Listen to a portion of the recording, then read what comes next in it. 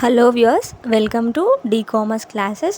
ఈ వీడియోలో మనము బిజినెస్ ఎకనామిక్స్లో సెకండ్ చాప్టర్ స్టార్ట్ చేస్తున్నాము, that is demand analysis. Okay, so ఈ డిమాండ్ అనాలిసిస్లో మనం ఏమేమి చదువుకుంటామనంటే, ఫస్ట్ ఆఫ్ ఆల్ డిమాండ్ అంటే ఏంటి, నెక్స్ట్ ఇండివిజువల్ డిమాండ్ ఏంటి, ఏమేమి ఫ్యాక్టర్స్ ఎఫెక్ట్ చేస్తాయి, తర్వాత గ్రూప్ డిమాండ్ అంటే ఏంటి, ఏమేమి ఫ్యాక్టర్స్ ఎఫెక్ట్ చేస్తాయి, తర్వాతకి లా ఆఫ్ డిమాండ్ చదువుకుంటాం, తర్వాతకి ప్రైస్ ఎలాస్టిసిటీ ఆఫ్ డిమాండ్ అని ఉంటుంది, అది చదువుకుంటాం, టైప్స్ ఆఫ్ డిమాండ్ చదువుకుంటాం, అండ్ తర్వాతకి extension and contraction of demand, తర్వాతకి increase and decrease of demand. ఇవన్నీ టాపిక్స్ని మనము ఈ యొక్క చాప్టర్లో కవర్ చేస్తాం అనమాట. ఓకే, సో నా without getting late, let's begin with our new chapter demand analysis. Okay, so ఈ వీడియోలో మనము వచ్చేసి డిమాండ్ అంటే ఏంటి, తర్వాతకి ఇండివిజువల్ డిమాండ్ అంటే ఏంటి, ఏమేమి ఫ్యాక్టర్స్ ఎఫెక్ట్ చేస్తాయి, తర్వాతకి మార్కెట్ డిమాండ్ అంటే ఏంటి, ఏమేమి ఫ్యాక్టర్స్ ఎఫెక్ట్ చేస్తాయని చదువుకుందాం. Okay, so now let's get started. So first వచ్చేసి మనము డిమాండ్ యొక్క మీనింగ్ తెలుసుకుందాం. Okay, so demand implies the following 3 conditions. Okay, so ఈ 3 కండిషన్స్ ఉంటేనే ఆ యొక్క సిచ్యువేషన్ మనం డిమాండ్ అంటాం అనమాట. ఓకే, సో ఫస్ట్ వచ్చేసి డిజైర్ ఫర్ ఏ కామోడిటీ. ఒక కామోడిటీ మనకి కావాలి అనిపించాలి, కొనుక్కోవాలి అనిపించాలన్నమాట. Okay, so that is desire for a commodity. Willingness to pay అంటే వాళ్ళు ఒక ప్రైస్ చెప్తారు, అది మనకి పే చేయాలి అని అనిపించాలన్నమాట. మనం విల్లింగ్ ఉండాలి వాళ్ళు చెప్పిన ప్రైస్ పే చేయడానికి.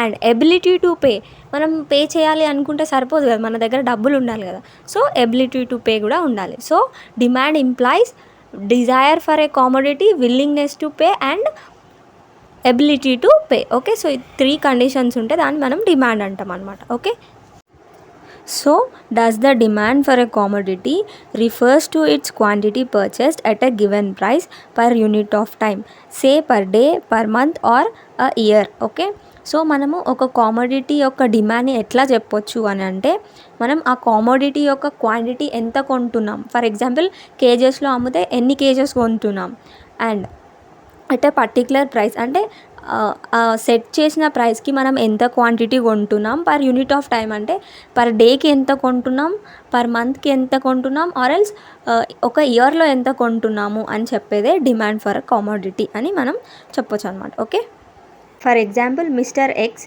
Demand for sugar during a month is 10 kgs at 6 rupees per kg. Okay, so mister X ఏం చేసిండనంటే ఒక మంత్లో 10 kgs ఆఫ్ షుగర్ని కొన్నాడు. ఎంత ప్రైస్ ఉన్నప్పుడు 6 rupees per kg పెట్టి అతను 10 kgs ఆఫ్ షుగర్ కొన్నాడు అనమాట. ఓకే, డిమాండ్ ఫర్ షుగర్ని మనం ఇప్పుడు ఎట్లా చెప్పొచ్చు, 10 kgs per month by X అని చెప్పొచ్చు. ఓకే, సో ఇప్పుడు మనము డెఫినేషన్ ఆఫ్ డిమాండ్ చూద్దాం. ఓకే, డెఫినేషన్ వచ్చేసి the demand for a commodity refers to the amount of it which will be bought per unit of time at a particular price. Okay, so amount of it అని అంటే ఏంటి, quantity of a commodity which will be bought, ఎంతైతే మనం కొంటామో per unit of time అంటే ఒక డేకి కావచ్చు, ఒక సంవత్సరానికి కావచ్చు, ఒక మంత్కి కావచ్చు, ఎంత కొంటాము అట్ అ పర్టిక్యులర్ ప్రైస్, అక్కడ ఇచ్చిన ప్రైస్కి ఎంతైతే మనం కొంటామో దాన్నే మనము డిమాండ్ ఫర్ ఏ కామోడిటీ అని చెప్పొచ్చు అని చెప్పి డెఫినేషన్ చెప్తుంది అనమాట. Okay, so this is regarding the definition of demand. So next వచ్చేసి మనము డిమాండ్ని 2 waysలో స్టడీ చేయొచ్చు. ఫస్ట్ వచ్చేసి ఇండివిజువల్ డిమాండ్ లాగా స్టడీ చేయొచ్చు, మార్కెట్ డిమాండ్ లాగా స్టడీ చేయొచ్చు.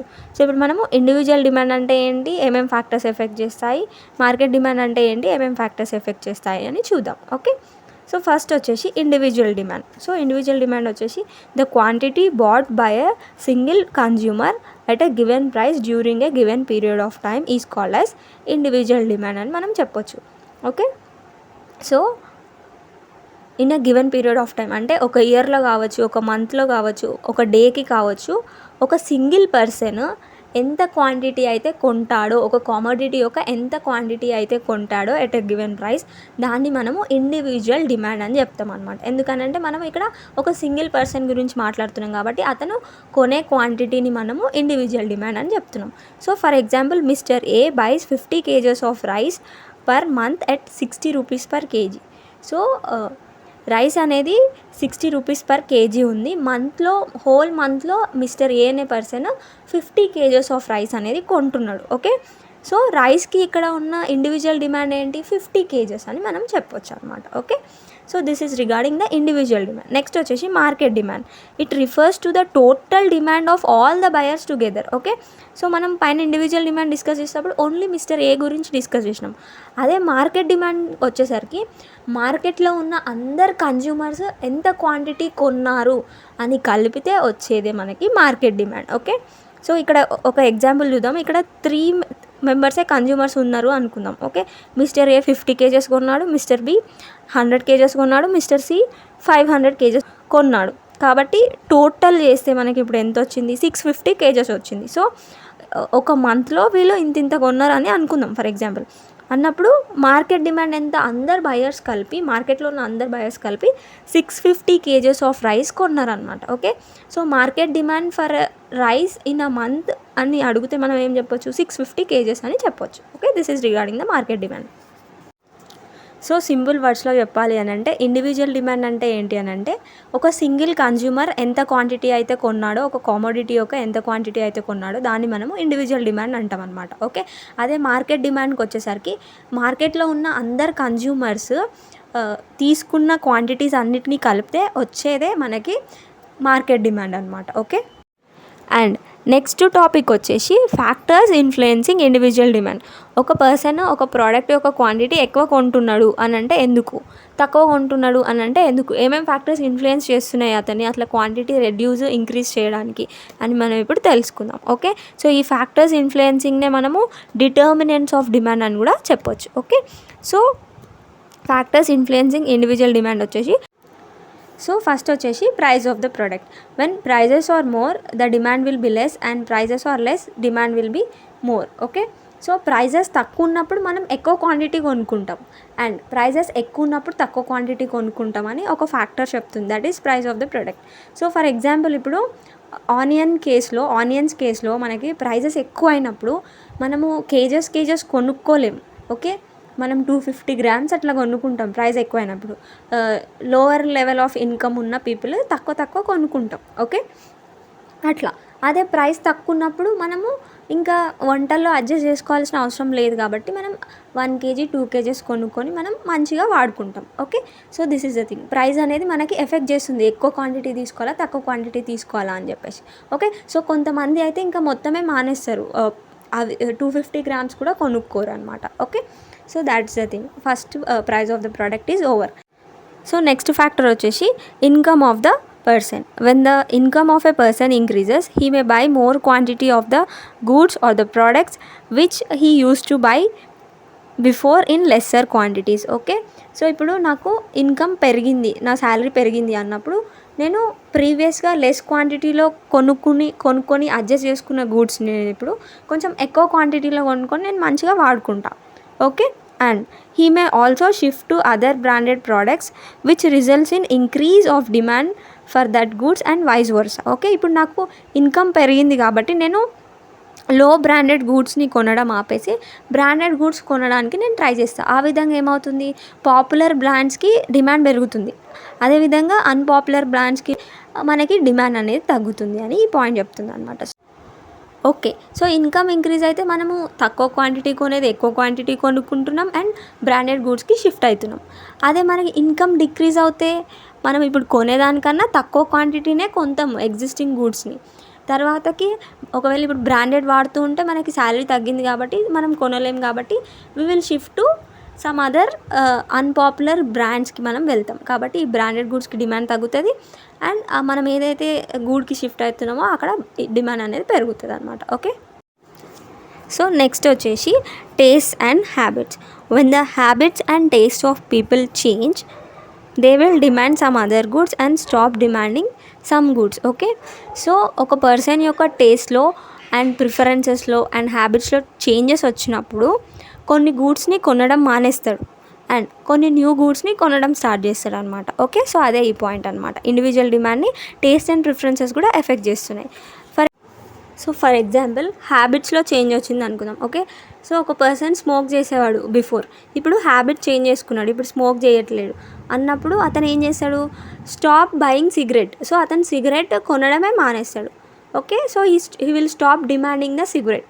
అండ్ నెక్స్ట్ వచ్చేసి టేస్ట్లో చేంజెస్ వచ్చినప్పుడు అని అంటే ఫర్ ఎగ్జాంపుల్ ఒక పర్సన్ సంతూర్ సోప్ యూజ్ చేస్తుండే, కానీ ఇప్పుడు లక్స్ సోప్కి షిఫ్ట్ అయినారు అన్నప్పుడు ఏం చేస్తారు అని అంటే they will stop buying Santoor and they will start buying the Lux. Okay, ఆ విధంగా సంతూర్కి డిమాండ్ అనేది వాళ్ళు స్టాప్ చేసినారు and they started demanding the Lux. Okay, so ఈ విధంగా మనకి టేస్ట్ అండ్ హ్యాబిట్స్ వల్ల డిమాండ్ అనేది కూడా ఎఫెక్ట్ అవుతుంది. ఓకే, సో నెక్స్ట్ వచ్చేసి relative prices of other products. Okay, అంటే ఏంటి అని అంటే ఇక్కడ మనం సప్లిమెంటరీ గూడ్స్, కాంప్లిమెంటరీ గూడ్స్ గురించి డిస్కస్ చేస్తాం అనమాట. Okay, so when the price of the substitute good decreases people will demand that goods only. Okay, అంటే ఫర్ ఎగ్జాంపుల్ ఇప్పుడు క్లోజప్, కోల్గేట్ ఉన్నాయి 10 రూపీస్ రెండు, కాకపోతే కోల్గేట్ ప్రైస్ డిక్రీజ్ అయింది 9 రూపీస్కి అన్నప్పుడు పీపుల్ ఏది డిమాండ్ చేస్తారు, కోల్గేట్ డిమాండ్ చేస్తారు. ఓకే, సో అంటే ఇవి రెండు సబ్స్టిట్యూట్స్ కాబట్టి సబ్స్టిట్యూట్ యొక్క ప్రైస్ డిక్రీజ్ అయితే ఏ గుడ్కి అయితే ప్రైస్ డిక్రీజ్ అయిందో ఆ సబ్స్టిట్యూట్ గుడ్నే పీపుల్ ప్రిఫర్ చేస్తారు అని చెప్తుంది. Next when it increases they own demand. ఇప్పుడు 10 రూపీస్ నుంచి 11 రూపీస్ అయింది కోల్గేట్ ప్రైస్ అన్నప్పుడు వాళ్ళు క్లోజప్పే కొనుక్కుంటారు. Okay, so this is regarding the substitute goods. So simple వర్డ్స్లో చెప్పాలి అని అంటే సబ్స్టిట్యూట్ యొక్క ప్రైస్ డిక్రీజ్ అయినప్పుడు ఆ సబ్స్టిట్యూట్ గుడ్నే డిమాండ్ అనేది చేస్తారనమాట. అదే ప్రైస్ ఇంక్రీజ్ అయిందనుకోండి ఆ సబ్స్టిట్యూట్ గుడ్ని వాళ్ళు కొనరు. Okay, so this is regarding the substitute. Next వచ్చేసి కాంప్లిమెంటరీ గూడ్స్ గురించి డిస్కస్ చేద్దాం. When the price of the complementary goods increases people decrease the consumption or usage of that goods, as a result demand falls. Okay, so complementary goods అని అంటే మనం 2 గూడ్స్ని కాంబినేషన్గా use చేసే వాటిని మనం కాంప్లిమెంటరీ గూడ్స్ అంటాం అనమాట. సో కాంప్లిమెంటరీ గూడ్స్లో ఏ ఒక్క గూడ్ ప్రైస్ ఇంక్రీజ్ డిక్రీజ్ అయినా కానీ 2 గూడ్స్ యొక్క డిమాండ్ అనేది ఇంక్రీజ్ డిక్రీజ్ అవుతుంది అని చెప్తుంది అనమాట ఈ పాయింట్. ఫర్ ఎగ్జాంపుల్ ఇప్పుడు పెట్రోల్ అండ్ కార్ అనేవి కాంప్లిమెంటరీ గూడ్స్. ఇప్పుడు పెట్రోల్ యొక్క ప్రైస్ ఇంక్రీజ్ అయింది అనుకోండి, అప్పుడు మనం కార్ ఎక్కువ యూస్ చేయం కాబట్టి పెట్రోల్ కూడా మనకు అవసరం లేదు కాబట్టి పెట్రోల్ డిమాండ్ అనేది చెయ్యం. ఆ విధంగా పెట్రోల్ యొక్క డిమాండ్ అనేది తగ్గుతుంది, పెట్రోల్ యొక్క కన్జంప్షన్ అనేది తగ్గిస్తాం. సో ఇప్పుడు మనం కారో బైకో కొనుక్కోవాలి అనుకుంటున్నాం కానీ పెట్రోల్ ప్రైజెస్ అనేవి కంటిన్యూస్గా ఇంక్రీజ్ అవుతూనే ఉన్నాయి అన్నప్పుడు మనం ఏమనుకుంటామంటే ఏమని డెసిషన్ తీసుకుంటామంటే ఓకే, సో ఆ ప్రైజెస్ స్టేబుల్ అయిన తర్వాతకి మనము చూద్దాము, ఇప్పుడైతే వద్దు అని అనుకుంటాం అనమాట. ఎందుకంటే ఆ ఇన్ఫ్లేషన్ అనేది ఎఫెక్ట్ చేయాలి, ఇక్కడ కార్ని కూడా ఎఫెక్ట్ చేయాలి. ఒకవేళ మనకి కారు మన సొంత మనీతో కాకుండా డెట్ తీసుకొని కొనుక్కుంటే ఆ ఈఎంఐ పే చేయాలి, ఇంట్రెస్ట్ పే చేయాలి. సో అవన్నీ ఎఫెక్ట్ చేయలేనప్పుడు సో మనం కారు కొనుక్కోవడం అనేది మానేస్తాం అనమాట. ఓకే, సో ఈ విధంగా పెట్రోల్ ప్రైస్ ఇంక్రీజ్ అవ్వడం వల్ల కార్ యొక్క డిమాండ్ కూడా పడిపోతుంది. Okay, so this is regarding the 4th point, relative price of other products. And next వచ్చేసి consumers expectations. When the people expect that price of goods will decrease in future, they will buy less quantity now. When they expect rise in price, they will buy more quantity of the commodity now. Okay, so ఎప్పుడైతే consumers ఫ్యూచర్లో price తగ్గుతుంది అని expect చేస్తారో ఇప్పుడు ప్రజెంట్లో వాళ్ళు తక్కువ quantity కొనుక్కుంటారు అనమాట. ఓకే, ఎందుకు అని అంటే ఫ్యూచర్లో ప్రైస్ తక్కువ అయినప్పుడు మనము తక్కువ డబ్బులు ఇచ్చి ఎక్కువ క్వాంటిటీ కొనుక్కోవచ్చు అనే థాట్తోని ఇప్పుడు వాళ్ళు తక్కువ క్వాంటిటీ అనేది కొనుక్కుంటారు. అదే ఫ్యూచర్లో వాళ్ళు ప్రైస్ అనేది ఎక్కువ అవుతుంది, రైజ్ అవుతుంది అని ఎక్స్పెక్ట్ చేసినప్పుడు ఇప్పుడే ఎక్కువ క్వాంటిటీ కొనుక్కొని వాళ్ళు పెట్టుకుంటారు. ఎందుకంటే ఫ్యూచర్లో వాళ్ళు అంత క్వాంటిటీ కొనాలి అని అంటే ప్రైస్ రైజ్ వల్ల వాళ్ళు ఎక్కువ పే చేయాలి కాబట్టి వాళ్ళు ఇప్పుడు ఎక్కువ క్వాంటిటీ కొంటారు. Okay, so this is regarding the consumer expectations. So next వచ్చేసి advertisement effect. There will be a great influence on people because of advertisements. People may buy more quantity of a commodity for incentives told in the advertisement. Okay, so advertisement అనేది మన మీద చాలా effect చూపిస్తుంది. For example ఇప్పుడు మనకి ఇష్టమైన hero heroine ఏదైనా ప్రోడక్ట్ని అడ్వర్టైజ్ చేశారనుకోండి, సో మనం అది కొనుక్కోవాలి అనుకుంటాం అనమాట. ఒకవేళ మన దగ్గర నిజంగానే డబ్బులు ఉన్నాయి అనుకోండి మనం కొనుక్కుంటాం కూడా. సో ఈ విధంగా ఇండివిజువల్ డిమాండ్ అనేది ఎఫెక్ట్ అవుతుంది. అండ్ ఫర్ ఎగ్జాంపుల్ ఇప్పుడు 5,000 బిల్ చేస్తే మేము లక్కీ డ్రాలో ఇన్వాల్వ్ చేస్తాము అండ్ లక్కీ డ్రా యొక్క ప్రైస్ వచ్చేసి కార్ అని చెప్పారనుకోండి అన్నప్పుడు మనం ఏం చేస్తాం, అరే మనకి కార్ వస్తుందేమో అనే ఇదితో మనం లక్కీ డ్రాలో ఇన్వాల్వ్ అవ్వాలి అనుకుంటాం. కానీ 5,000 బిల్ చేయాలి, కానీ మనకి కావాల్సినవన్నీ 3,000లోనే వచ్చేసినాయి. కానీ ఇంకొక 2,000 బిల్ చేయడం కోసం మనం ఎక్కువ క్వాంటిటీ కొనడానికి ట్రై చేస్తాం అనమాట. సో ఈ విధంగా డిమాండ్ అనేది ఎఫెక్ట్ అవుతుంది. So this is regarding advertisement. Okay, so with this we have completed the factors influencing the individual demand. And next వచ్చేసి factors affecting the market demand మనం డిస్కస్ చేద్దాం. సో మార్కెట్ డిమాండ్ అంటే మనం already discuss చేసినాము. ఏమని discuss చేసినాము? Total demand of all the buyers together is called as market demand. Okay, so ఒక ప్రోడక్ట్కి లైక్ మార్కెట్లో ఉన్న అందరు బయర్స్ ఎంతెంత క్వాంటిటీ డిమాండ్ చేస్తున్నారు అన్నీ కలిపితే అది మార్కెట్ డిమాండ్ అవుతుంది అని మనం డిస్కస్ చేసాం. ఓకే, సో ఇప్పుడు మరి మార్కెట్ డిమాండ్ని ఏమేమి ఫ్యాక్టర్స్ ఇన్ఫ్లుయెన్స్ చేస్తాయో డిస్కస్ చేద్దాం. ఓకే, అంతకన్నా ముందు మనం ఒక పాయింట్ గుర్తుపెట్టుకోవాలి. అది ఏంటి అని అంటే లైక్ అందరి ఇండివిజువల్ డిమాండ్స్ యాడ్ చేస్తేనే మనకి మార్కెట్ డిమాండ్ వస్తుంది. కాబట్టి మనకి ఇండివిజువల్ డిమాండ్ని ఎఫెక్ట్ చేసే ఫ్యాక్టర్సే మార్కెట్ డిమాండ్ని కూడా ఎఫెక్ట్ చేస్తాయి అని మనం చెప్పొచ్చు అనమాట. ఓకే, సో మళ్ళీ మనము ఫాస్ట్ డిస్కస్ చేద్దాం మార్కెట్ డిమాండ్ని ఏమేమి ఫ్యాక్టర్స్ ఎఫెక్ట్ చేస్తాయి. సో ఫస్ట్ వచ్చేసి ప్రైస్ ఆఫ్ ద కామోడిటీ అనమాట. ఓకే, సో ప్రైస్ ఎక్కువ ఉన్నప్పుడు బయర్స్ అందరు ఏం చేస్తారు? తక్కువ క్వాంటిటీ ప్రిఫర్ చేస్తారు. ఆ విధంగా మార్కెట్ డిమాండ్ అంతా తక్కువ అయిపోతుంది. ఓకే, అదే ప్రైస్ తక్కువ ఉన్నప్పుడు ఎక్కువ క్వాంటిటీ ప్రిఫర్ చేస్తారు కాబట్టి మార్కెట్ డిమాండ్ అనేది ఇంక్రీజ్ అవుతుంది. Okay, so this is regarding the first point, price of the commodity. So next వచ్చేసి distribution of income and wealth in the community. Okay, if there is equal distribution of income and wealth, the market demand for many products of common consumption tends to be greater than in case of unequal distribution. అంటే ఏంటంటే అందరికీ income and wealth ఈక్వల్గా ఉంటే కొన్ని common consumption products ఉంటాయి కదా, like food items, household supplies, electronic gadgets, తర్వాత home appliances. Like home appliances అంటే లైక్ ఇప్పుడు మనకి వాషింగ్ మిషన్, మిక్సర్ ఎక్సెట్రా ఇవన్నీ యూజ్ చేస్తాం కదా, రెఫ్రిజిరేటర్. సో అవన్నీ అందరూ కొనుక్కోగలుగుతారు అనమాట ఈక్వల్ డిస్ట్రిబ్యూషన్ ఉన్నప్పుడు. అంటే అందరికీ same level of income and అందరికీ సేమ్ లెవెల్ ఆఫ్ వెల్త్ ఉన్నప్పుడు వీటన్నిటికీ డిమాండ్ అనేది ఎక్కువగా ఉంటుంది. సో ఆ విధంగా మార్కెట్ డిమాండ్ అనేది కూడా ఎక్కువగా ఉంటుంది. Okay, and unequal income and wealth ఉన్నప్పుడు అంటే ఒక్కొక్కరికి ఒక్కొక్క లాంటి ఇన్కమ్, ఒక్కొక్కరికి ఒక్కొక్క లాంటి వెల్త్ ఉన్నప్పుడు వాళ్ళు హోమ్ అప్లయన్సెస్, ఎలక్ట్రానిక్స్ని ఎఫర్ట్ చేయలేరు. కాబట్టి కామన్ కన్జంప్షన్ గూడ్స్కి కూడా మార్కెట్ డిమాండ్ అనేది తక్కువగా ఉంటుంది. So this is regarding second point. So next వచ్చేసి habits, taste and preferences of the consumers. Okay, so consumers యొక్క ప్రిఫరెన్సెస్లో, హ్యాబిట్స్లో, టేస్ట్లో చేంజెస్ రావడం వల్ల కూడా market demand for some goods and services అనేది ఇంక్రీజ్ అవ్వడం, డిక్రీజ్ అవ్వడం జరుగుతుంది. So for example smoking and drinking habits ఉన్న వాళ్ళు రీహాబిలిటేషన్ సెంటర్లో జాయిన్ అయ్యారు అనుకుందాం. ఓకే, సో అప్పుడు వాళ్ళు ఏం చేస్తారు? ఇంకా స్మోక్ చేయడము, డ్రింక్ చేయడం ఆపేస్తారు. ఆ విధంగా ఏమవుతుంది? వాళ్ళు సిగరెట్స్ కొనరు, లిక్కర్ కూడా కొనరు. ఆ విధంగా ఏమవుతుంది? Market demand for cigarettes and liquor will come down. అంటే మార్కెట్ డిమాండ్ అనేది డిక్రీజ్ అవుతుంది. అండ్ నెక్స్ట్ వాళ్ళు ఇంకా అవి కొనరు కాబట్టి వాళ్ళకి మెడిసిన్స్ ఏవో అవసరం అవుతాయి. కాబట్టి వాళ్ళు ఏం చేస్తారనంటే మెడిసిన్స్ కొనుక్కున్నారు అనుకోండి, ఆ విధంగా ఏమవుతుంది? Market demand for medicines will increase అనమాట. ఓకే, సో మార్కెట్ డిమాండ్ అనేది ఇంక్రీజ్, డిక్రీజ్ అవ్వడానికి changes in the taste, preferences, habits of the consumers కూడా ఒక ఫ్యాక్టరీ అని మనం చెప్పొచ్చు అనమాట. Okay, so this is regarding the third point. So fourth వచ్చేసి general standard of living and spending habits of people. When people in general adopt a higher standard of living and ready to spend more, demand for comforts and luxury items will tend to be higher. Okay, so nutritious food లేకపోవడం, మంచి housing లేకపోవడం and మంచి clothing లేకపోవడాన్ని లో standard of living అని చెప్తామన్నమాట. Okay, high standard of living అంటే ఏంటి? న్యూట్రిషియస్కి మించి మంచి ఫుడ్ దొరకడం, క్లోతింగ్, షెల్టర్ ఉండడాన్ని హై స్టాండర్డ్ ఆఫ్ లివింగ్ అంటాం అన్నమాట. ఓకే, సో నార్మల్గా మనం చూసినట్టయితే ఎకానమీలో చాలామంది స్టాండర్డ్ ఆఫ్ లివింగ్ అనేది లోగానే ఉంటుంది. హై స్టాండర్డ్ ఆఫ్ లివింగ్ ఉన్న వాళ్ళు చాలా తక్కువ మంది ఉంటారు అనమాట. వాళ్ళే ఈ కంఫర్ట్స్ అని అంటే లైక్ ఏసీస్, తర్వాతకి ఫర్నిచర్ వాళ్ళకి మంచిగా ఉంటాయి అన్నమాట. అండ్ లగ్జరీస్ ఉంటాయి, new types of cars, bikes ఉంటాయి అన్నమాట వాళ్ళకి. సో అది ఓన్లీ హై స్టాండర్డ్ పీపుల్ మాత్రమే డిమాండ్ చేయగలుగుతారు.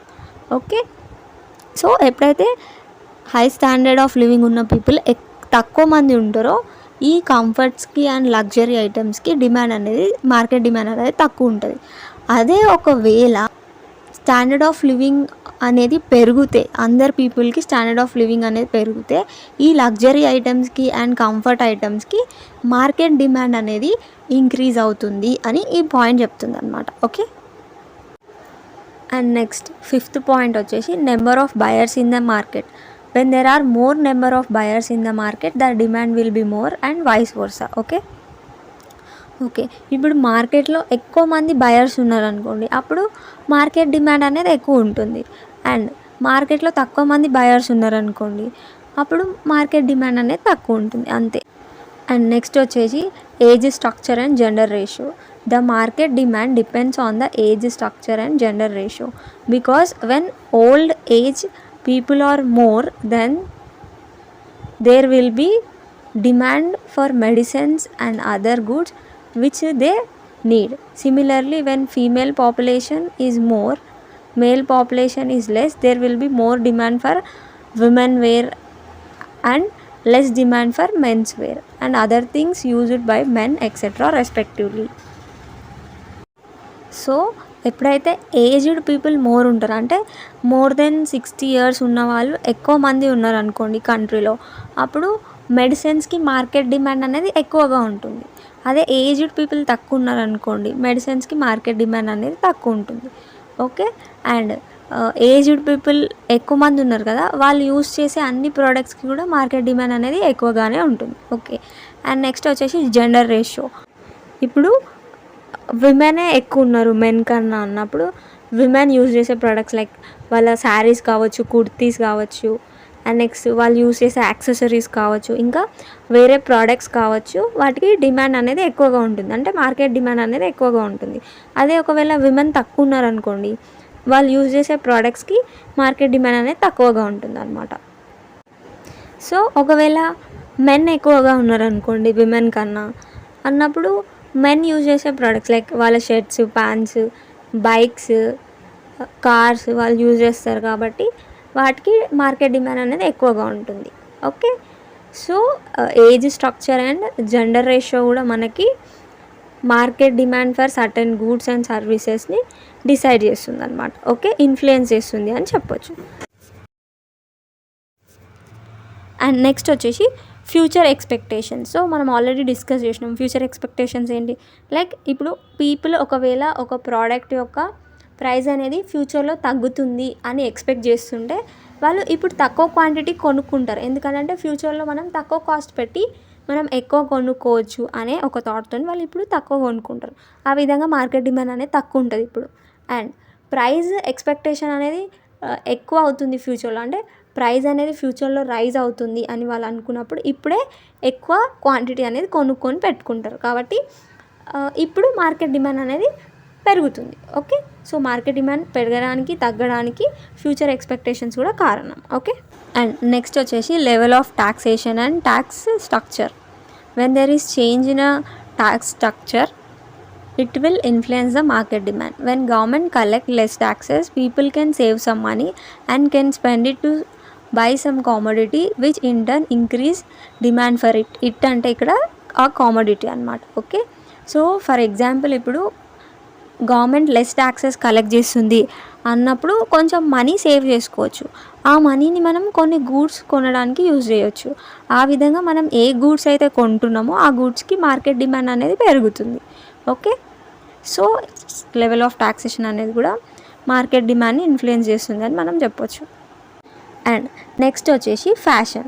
The new fashion goods will have more demand as people want to change along with the world. So new fashion గూడ్స్కి, new trendy గూడ్స్కి market demand అనేది ఎక్కువగా ఉంటుంది అని ఈ పాయింట్ చెప్తుంది అనమాట. ఓకే. ఫర్ ఎగ్జాంపుల్ ఓల్డెన్ డేస్లో విమెన్ అందరూ శారీసే ప్రిఫర్ చేస్తుండే, కాకపోతే ఇప్పుడు న్యూ ట్రెండ్ ఏంటి అని అంటే చాలా వరకు కుర్తీస్ యూజ్ చేస్తున్నారు అనమాట. ఓకే.